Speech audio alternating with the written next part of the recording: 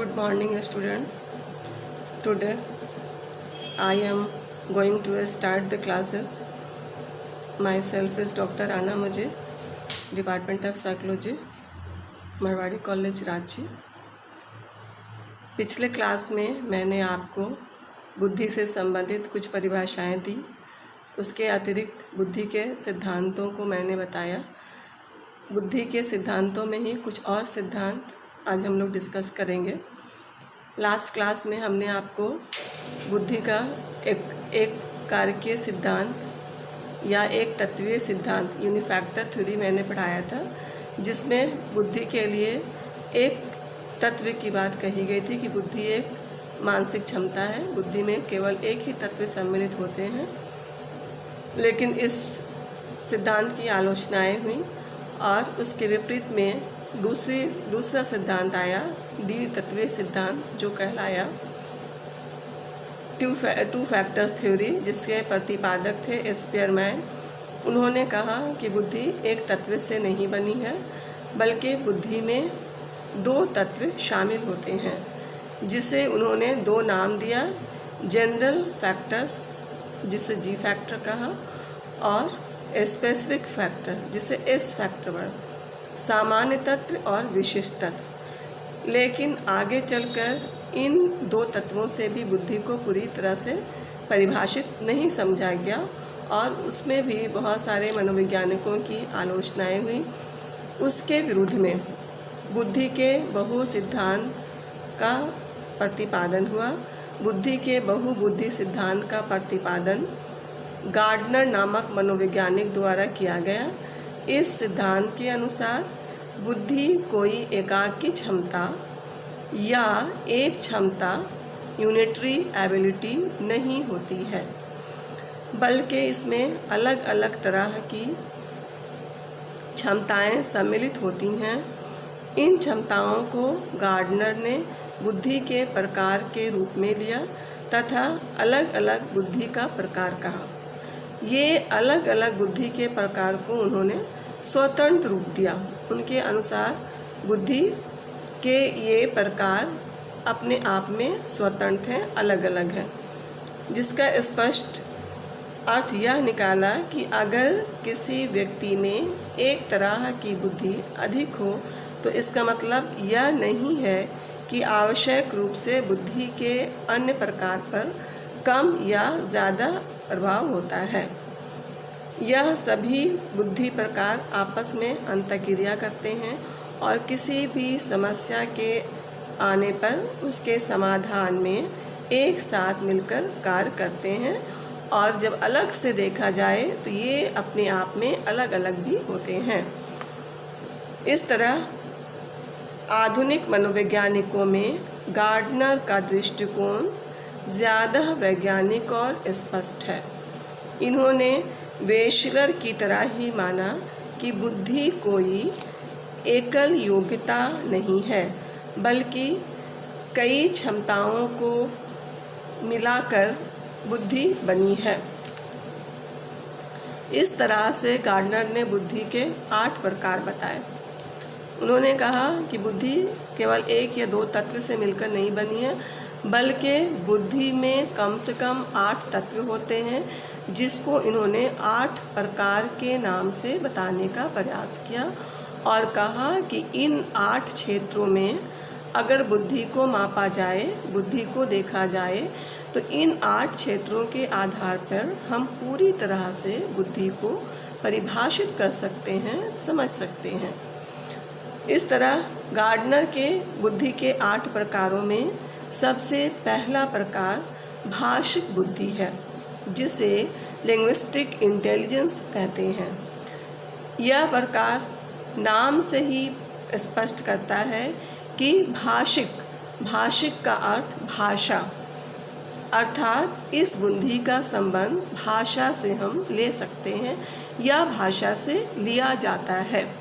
बुद्धि के इस प्रकार में भाषा पर बल दिया गया है और कहा गया है कि कुछ व्यक्तियों भाषा के उत्तम उपयोग एवं उत्पादन की अधिक क्षमता उनमें होती है, जिसके कारण अमुक व्यक्ति भाषा का उपयोग प्रवाही फ्लुएंटली एवं लचीले फ्लेक्सिबल ढंग से कर पाता है। जिन व्यक्तियों में यह बुद्धि अधिक होती है वे शब्दों के विभिन्न अर्थ एवं उपयोग के प्रति काफ़ी संवेदनशील होते हैं और भाषा का उपयोग बहुत सुंदर एवं सही ढंग से करते हैं। फॉर एग्ज़ाम्पल, अगर हम 4 आदमी को एक साथ रखते हैं, 4 व्यक्तियों का स्पीच सुनते हैं, तो चारों व्यक्ति एक विषय को लेकर अलग अलग तरह से डिफाइन करने का प्रयास करते हैं, अलग अलग ढंग से स्पीच देते हैं। इनमें कुछ की भाषा बिल्कुल स्पष्ट और आसान होती है, जो इम्प्रेसिव होती है। तो ये जो इम्प्रेसिव भाषा है, इस भाषा का संबंध ही हम भाषिक बुद्धि से ले सकते हैं और कह सकते हैं कि अमुक व्यक्ति में भाषिक बुद्धि अधिक मात्रा में है, अधिक मात्रा में पाई जा रही है। Skills involves in the production and use of language. It is the capacity to be language fluently and flexibly, to express one's thinking and understand others.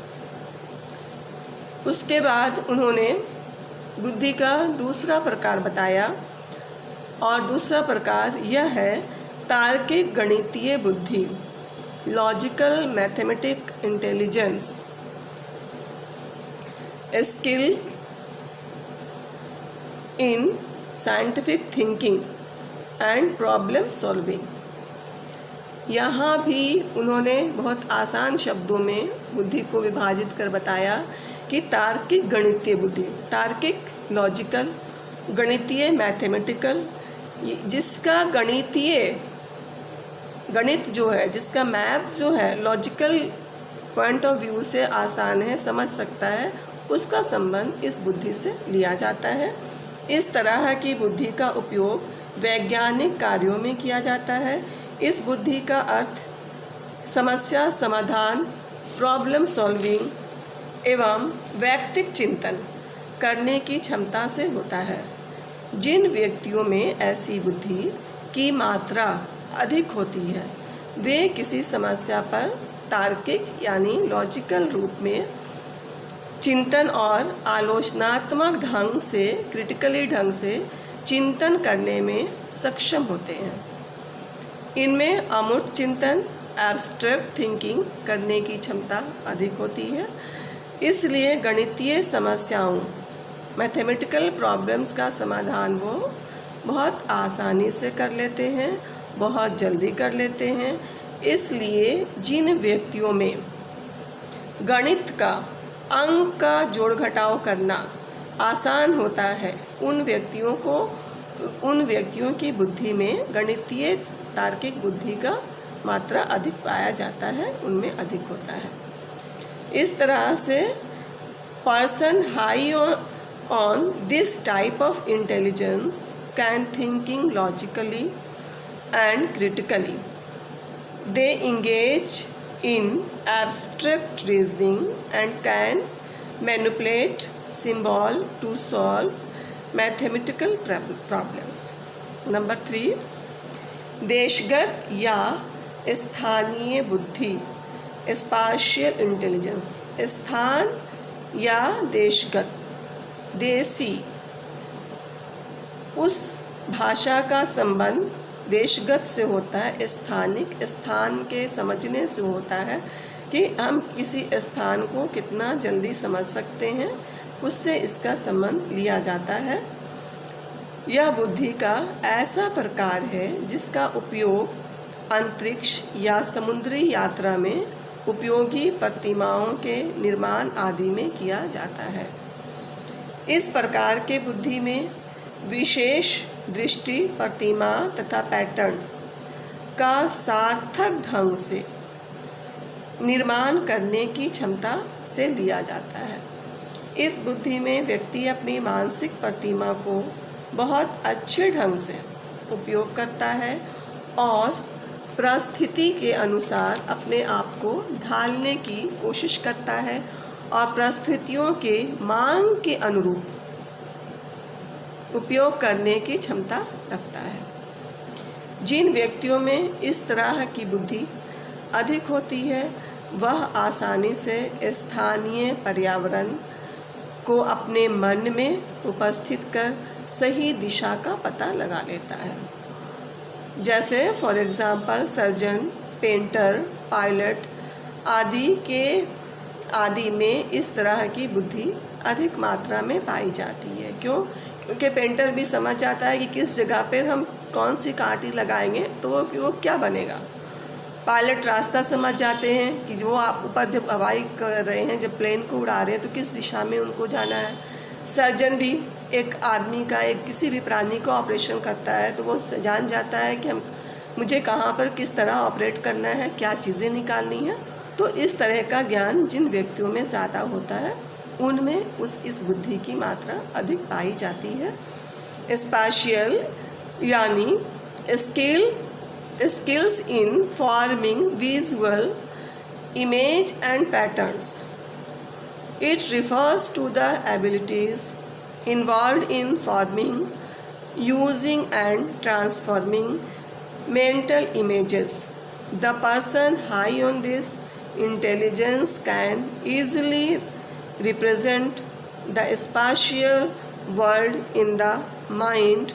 For example, pilots, sailors, surgeon, etc. अब हम आते हैं number 4 की तरफ।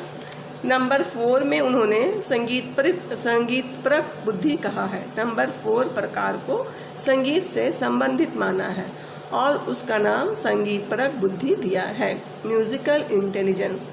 यहाँ भी नाम से पता चलता है कि संगीत या म्यूज़िक का संबंध इस बुद्धि से लिया जाएगा।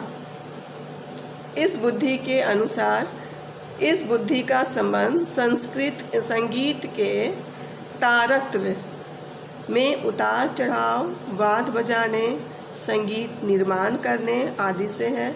इस तरह की बुद्धि होने पर व्यक्ति उत्तम ढंग से, सही ढंग से, बहुत अच्छे तरीक़े से संगीत के रिदम को समझता है, उसके उतार चढ़ाव को समझता है और वाद्य पैटर्न आदि को निर्मित कर एक अच्छा संगीतकार बन जाता है, सफल होता है। Musical intelligence, sensitivity to musical rhythms and patterns. It is the capacity to produce, create and manipulate musical patterns. Persons high on this intelligence and very sensitive to sound and vibrations and in creating new patterns of sounds. Number 5, शारीरिक गति बोधक बुद्धि, bodily kinesthetic intelligence। शारीरिक गति, मांसपेशियों से इसका संबंध है। इस तरह की बुद्धि होने पर व्यक्ति अपने पूरे शरीर या किसी अंग विशेष को आवश्यकता अनुसार सृजनात्मक, क्रिएटिव रूप देता है। साथ ही उसे लचीले ढंग से, फ्लेक्सिबल तरीके से उपयोग में लाता है। जैसे अभिनेता, एक्टर्स समय के अनुसार, परिस्थिति के अनुसार, एक्टिंग के अनुसार अपने आप को ढाल लेते हैं, उसी तरह से नर्तकी या डांसर अपने पूरे शरीर को डांस के हिसाब से, नृत्य के हिसाब से घुमाती रहती हैं। आदि में इस तरह की बुद्धि अधिक मात्रा में पाई जाती है। बॉडली काइनेस्थेटिक, यूजिंग होल और portions of the body, flexibility and creatively. This consists of the use of the whole body or portion of it for display or construction of production and problem solving. For example, dancer, actors, etc. Number 6 में अब जानेंगे कि बुद्धि को इन्होंने और क्या प्रकार दिया है। नंबर 6 में अंतर्व्यक्ति बुद्धि, interpersonal intelligence. Interpersonal interpersonal intelligence, क्या संबंध है आपस में। यहाँ पर इस बुद्धि के अनुसार दूसरों के व्यवहार तथा अभिप्रेरक के सूक्ष्म छोटे से छोटे पहलुओं को समझने की क्षमता रखता है। इस तरह की बुद्धि में दूसरे व्यक्तियों के समझने की कैपेसिटी अधिक होती है। व्यक्ति दूसरे लोगों को जल्दी समझ जाता है कि यह व्यक्ति किस तरह का है। ऐसे व्यक्ति दूसरे व्यक्ति के व्यवहारों एवं भावनाओं को पहले सही ढंग से समझते हैं, उसके बाद उसके साथ एक घनिष्ठ संबंध बहुत आसानी से बना लेते हैं और उनकी मित्रता बन जाती है। ऐसी बुद्धि मनोवैज्ञानिकों में पाई जाती है, सामाजिक कार्यकर्ताओं में पाई जाती है। इस तरह के लोगों में यह बुद्धि अधिक मात्रा में देखने को मिलती है। Interpersonal sensitivity to suitable aspects of others' behaviors. This is the skill of understanding the motives, feelings, and behaviors of other people so as to bond into a comfortable relationship with others. Psychologists, counselors are likely to possess high interpersonal intelligence. यहाँ भी हम लोगों ने देखा कि इस बुद्धि में एक व्यक्ति का संबंध दूसरे व्यक्ति से किस तरह आसानी से हो जाता है। जो व्यक्ति दूसरे व्यक्ति से मिलना चाहता है, जो उस व्यक्ति को उसको पहले बहुत आसानी से इस बुद्धि के द्वारा समझ जाता है और उसकी दोस्ती, उसका संबंध उससे बहुत आसानी से होता है, साथ में घनिष्ठ भी हो जाता है। नंबर 7, अंतर्वैयक्तिक बुद्धि, इंट्रापर्सनल। इसके पहले हम लोगों ने देखा इंटरपर्सनल, अभी हम लोग देख रहे हैं इंट्रापर्सनल। दोनों two are different things. Intrapersonal intelligence, इस तरह की बुद्धि में व्यक्ति स्वयं सेल्फ के भावों, अभिप्रेरकों और इच्छाओं को समझता है। इसमें व्यक्ति अपनी आंतरिक शक्तियों, उसकी सीमाओं का मूल्यांकन की क्षमता विकसित करता है। इसके बाद उसका उपयोग कर वह दूसरों के साथ अच्छा या उत्तम संबंध बनाने में सफलतापूर्वक सफल होता है। ऐसे लोग अपनी बुद्धि के द्वारा जल्द पहचान बना लेते हैं, जैसे दार्शनिक, धार्मिक, संत, गुरु आदि। ये लोग अपने इन बुद्धि की मात्रा से, अपने उत्तम ढंग के रिलेशन से बहुत जल्द लोगों के बीच में अपनी पहचान बनाने में सफल होते हैं। Intrapersonal awareness of one's own feelings, motives and desires.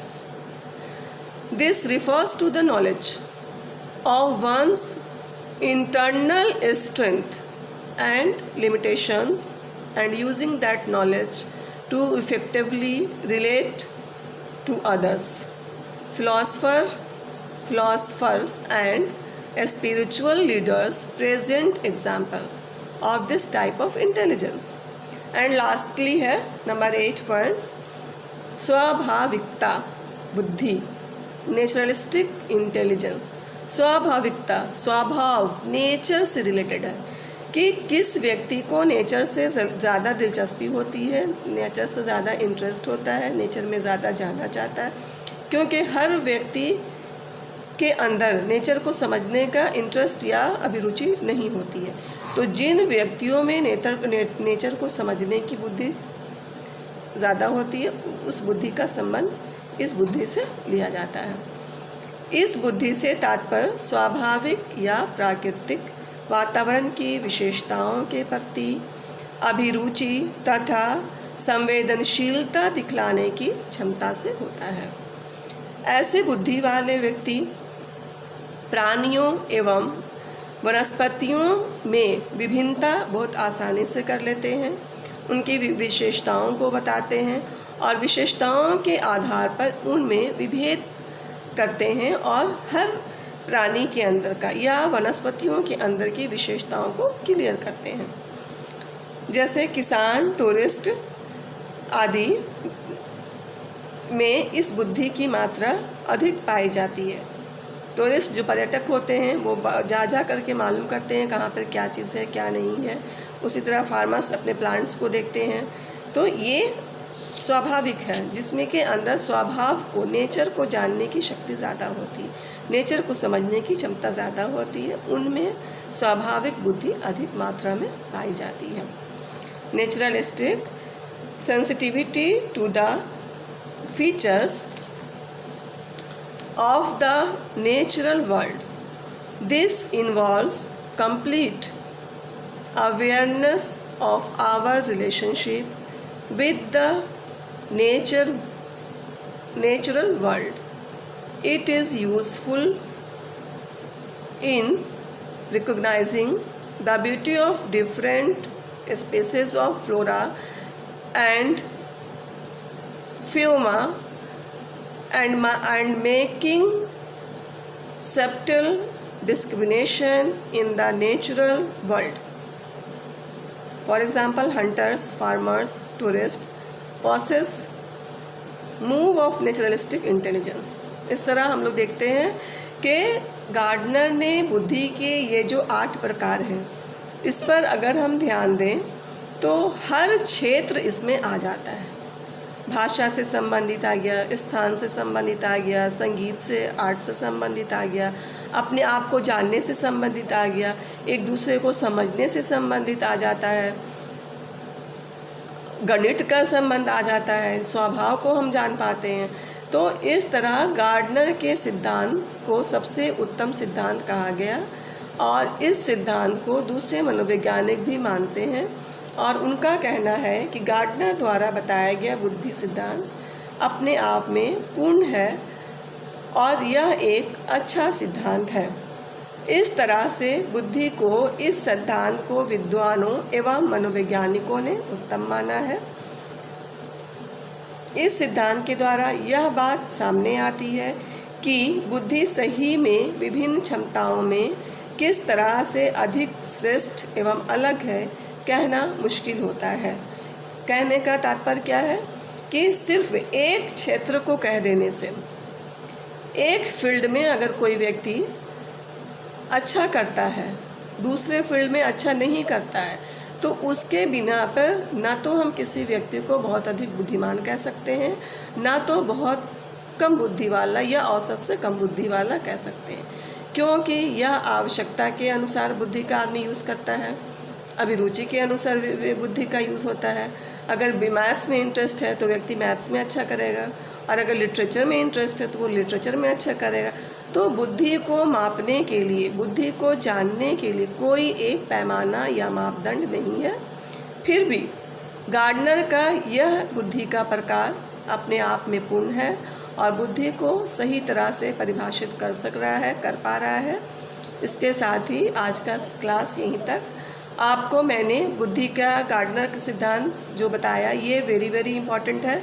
इसे आप लोग ध्यानपूर्वक सुनेंगी और कोशिश करेंगी कि इसमें से कुछ पॉइंट्स को नोट डाउन करें और उसको याद करने की कोशिश करें। अगले क्लास में मैं बुद्धि के प्रकार को लेकर के आऊँगी। धन्यवाद।